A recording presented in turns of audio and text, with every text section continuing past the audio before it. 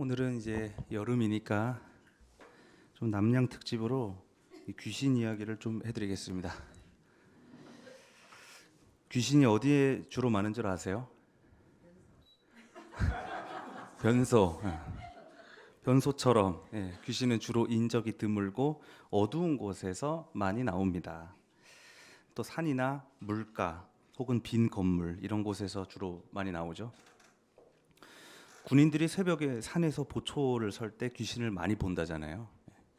귀신은 이제 산에서 밤에 많이 나옵니다. 저도 몇 번 경험을 했는데요. 이 이야기는 너무 무서워서 여러분들이 이제 기절하실 수도 있거든요. 그래서 이 이야기는 나중에 사적인 자리에서 따로 해드리겠습니다. 저는 실제로 귀신이 있다고 생각하지는 않습니다. 하지만 그냥 귀신이 없다고 말하지도 않습니다. 저는 귀신이 어두운 곳을 좋아하는 것이 아니라 우리의 어두운 마음이 귀신을 만들어낸다고도 생각합니다. 귀신 중에는 아귀라는 귀신이 있습니다. 이 아귀는 배가 산처럼 크고 목구멍이 바늘처럼 얇아서 먹어도 배가 부르지 않는 그런 저주를 받은 귀신입니다. 그래서 옛말에 계속 먹어대는 사람을 보고 걸신 들렸다고도 말하잖아요. 아귀는 그런 것입니다. 아귀는 원래 사람이었습니다. 사람의 마음에는 탐욕이라는 것이 있는데 이 탐욕이 자라면 그 사람이 아귀가 됩니다. 탐욕이라는 어두운 마음이 결국에 귀신을 만드는 것이죠. 또 귀신 중에는 원귀라는 것도 있습니다. 이 억울한 일을 겪고 원한을 품은 채 죽은 사람은 원귀가 됩니다. 그는 복수심에 사람들에게 해악을 가하죠. 원귀가 처음부터 나쁜 사람은 아니었습니다. 원한과 분노, 어떤 그 어두운 마음이 그를 원귀로 만든 것이죠. 이렇게 우리 안에 어두운 마음, 탐욕과 혐오와 이기심과 무지, 차별과 편견, 불안과 두려움이 자라나면 그것이 우리를 어느새 삼키고 우리는 귀신이 되는 것입니다. 이 세계에 어두운 사람들이 얼마나 많습니까? 그러므로 이 세계는 사람과 귀신이 섞인 채 살아가고 있다고 말할 수 있습니다. 그러니까 지금 이 중에서도 사람도 있지만 갑자기 빈자리들이 좀 무섭게 보이는데요. 귀신이 있을 수도 있다. 오늘 예수께서 비유 이야기를 하나 들려주십니다. 하늘나라는 자기 밭에 좋은 씨를 뿌리는 사람과 같습니다. 그런데 밤중에 원수가 와서 그 밀밭에 가라지를 뿌리고 갔습니다. 밀이 자랄 때 가라지도 보였습니다. 종들이 가라지를 뽑으려고 하자 주인은 추수 때까지 놔두라고 합니다. 왜냐하면 가라지를 뽑다가 밀까지 뽑힐까 봐 우려가 됐던 것입니다. 그리고 추수 때가 되면 가라지는 태우고 밀은 곳간에 거두어 드리면 됩니다. 여기서 주인은 예수고 원수는 악마입니다. 좋은 씨는 하늘나라의 자녀들입니다. 가라지는 악한 자의 자녀들이고요. 지금은 하늘나라의 자녀들과 악한 자의 자녀들이 섞여서 살고 있지만, 그래서 의인들이 악한 자들 사이에서 고통을 받고 있지만 추수 때가 되면 악한 자들은 망하고 의인들은 하늘나라에서 해와 같이 빛날 것이라는 종말론적인 비유 이야기입니다. 자, 여기서 지난주와 같이 우리는 생각해 볼 수 있습니다. 나는 밀인가? 나는 가라지인가? 나는 하늘나라의 자녀인가? 나는 악한 자의 자녀인가? 마피아 게임을 하는 것 같기도 하고 살짝 섬뜩하지 않습니까? 이 가운데에 가라지가 있을까요? 밀이 있을까요? 교회는 교회 다니는 사람이 밀이고 교회 안 다니는 사람이 가라지라고 해석하기도 했습니다. 또 도덕이 종교를 대체할 수 있다고 믿었던 시기에는 선한 사람이 밀이고 악한 사람이 가라지라고 해석하기도 했습니다. 추수 때가 되면 나는 불에 태워질 것인가 아니면 하늘나라에 들어가게 될 것인가 기대하면서 혹은 불안해하면서 기독교인들은 예수를 믿는다고 계속해서 고백했습니다. 그러나 어두운 마음이 귀신을 만들어내듯이 우리는 태초부터 밀인지 가라지인지 정해져 있는 것이 아니라 밀이 될 수도 있고 가라지가 될 수도 있는 그런 존재들입니다. 정말로 이 세상에는 악마가 씨앗을 뿌리고 갔다고 생각이 들 정도로 악한 사람들이 많은 것 같습니다. 지하차도가 침수되어서 사람이 죽었는데 책임자들은 또 책임을 회피하고 정당들은 또 서로에게 책임을 미루기만 합니다. 서울시장은 권리중심 중증장애인 맞춤형 공공일자리에서 권익 옹호 직무를 삭제하고 중증장애인들이 캠페인이나 집회에 참여하게 될 때면 그를 해고하겠노라고 엄포를 놓았습니다. 게다가 장애인들의 활동 지원 서비스까지 축소시켰습니다. 이런 상황에 저항하며 장애인들이 버스 타기 운동을 하자 우리 교회에도 왔었던 유진우 활동가를 현장에서 체포하고 협박하고 을러매는 그런 세상입니다. 그리고 세상은 여전히 이 시위하는 장애인들이 폭력적이라고 말하는 그런 세상을 우리는 살아가고 있습니다. 투쟁하다 보면 정말 이 세상에는 악한 사람들이, 악마 같은 사람들이 많다는 생각을 합니다. 그들을 향한 나의 분노에 내가 심취해 있노라면 심지어 누군가를 죽여버리고 싶다는 생각까지 하게 됩니다. 그렇게 내 안에 원한이 깊이 맺히고 나는 점점 원귀가 되어갑니다. 가라지는 더 쉽게 자라는 것 같아요. 더 빨리 자라죠. 심지어 가라지는 다른 작물보다 훨씬 빨리 그리고 튼튼하게 자랍니다. 저는 군대에 있을 때 이 시기가 되면 돼지풀이라고 하더라고요. 돼지풀이라는 것을 계속 배라고 하는데 정말 무성하게 자라고 정말 빨리 자랍니다. 그 가라지가 우리 마음 안에 한 번 심기면 눈 깜짝할 사이에 무성이 자라 있습니다. 누군가를 증오하는 마음, 사랑을 의심하는 마음, 이 어두운 생각 하나로 귀신은 어느새 나를 사로잡습니다.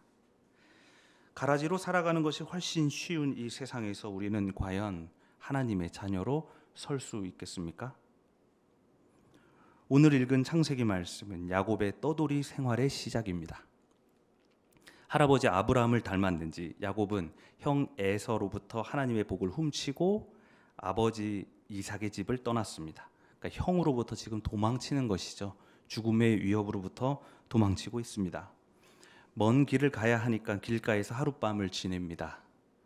돌을 베개로 삼고 또 바람을 이불로 삼아서 잠을 청합니다. 하나님께 복을 받은 사람치고는 좀 초라하기 그지없습니다. 야곱이 꿈을 꿉니다. 그가 잠든 그 잠자리에 하늘과 땅을 연결하는 계단이 보이고 그 계단에 천사들이 오르락 내리락 하는 것이 보입니다. 그 계단 가운데에서 하나님이 나타나서 야곱에게 땅과 복을 약속합니다.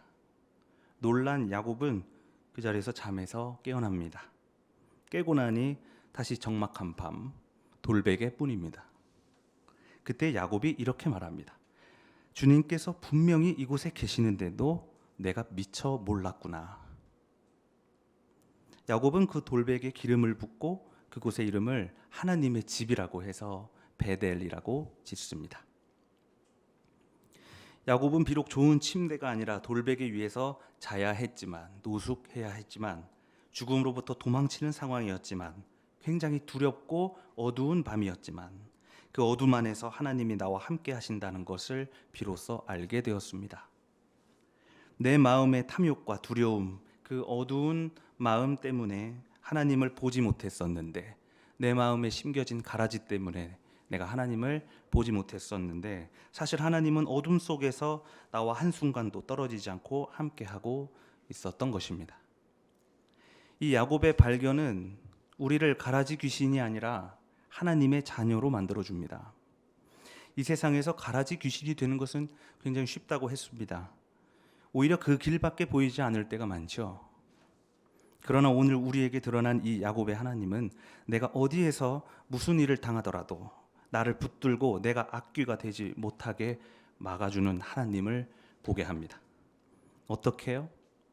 어둠 속이라서 잘 보이지 않고 들리지 않을 수 있지만 그 하나님은 계속해서 우리에게 속삭이고 있거든요. 당신은 악마의 자녀가 아니라 하나님의 자녀라고요. 오늘 바울이 우리에게 말합니다. 하나님의 영으로 인도함을 받는 사람은 누구나 다 하나님의 자녀입니다. 여러분은 두려움에 종살이하는 영이 아니라 어두운 마음에 휘둘리는 그런 영이 아니라 자녀로 삼으시는 영을 받았습니다. 그래서 우리는 그 영으로 하나님을 엄마, 아빠라고 부릅니다. 바로 우리가 하나님을 그렇게 부를 때 성령이 우리가 하나님의 자녀라는 사실을 증언합니다. 여러분, 이 추수 때는 먼 미래가 아니라 바로 이 순간입니다. 돌베개를 베고 자던 야곱이 어디에서든지 하나님과 함께 했었다는 이 사실을 깨달을 때, 가라지 귀신의 공포를 이기고 내가 하나님의 자녀다, 하나님이 내 엄마고 하나님이 내 아빠다 라고 고백할 때, 그때가 바로 추수 때입니다.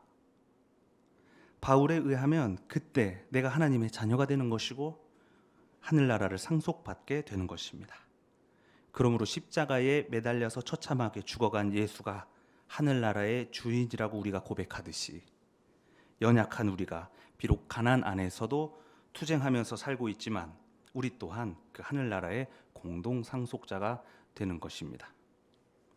우리는 가라지 귀신이 아니라 하나님의 자녀가 되어야 합니다. 왜냐하면 아직도 이 세상은 하나님의 자녀를 기다리고 있기 때문입니다. 바울은 어두움 가득한 이 세상일지라도 아직 소망이 있다고 했습니다.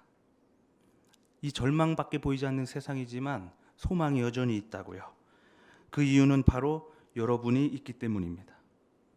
피조물은 여전히 신음하고 있지만 지금도 고통 안에서 고난을 받고 있지만 하나님의 자녀들이 나타나기를 간절히 기다리고 있다고 바울은 저와 여러분에게 소망을 품고 있습니다. 사랑하는 교우 여러분, 지난 화요일 장애활동가 유진호 석방 촉구 예배가 급하게 남대문 경찰서 앞에서 열렸습니다. 다행히 구속영장은 기각되었습니다. 저에게 전화 와서 꼭 감사하다고, 세민족교회에게 감사한다고 전해달라고 했습니다. 예배 처음부터 경찰들이 어찌나 시비를 거는지 모릅니다. 남대문 경찰서 자기네 앞마당까지 와서 예배를 드리니까 얼마나 불편했겠습니까? 저는 사실 경찰이 늘 커다란 확성기로 우리를 잡아가겠다고 협박을 하면 두려움이 몰려옵니다. 더군다나 예배를 시작할 때는 우리가 몇 명 없었거든요.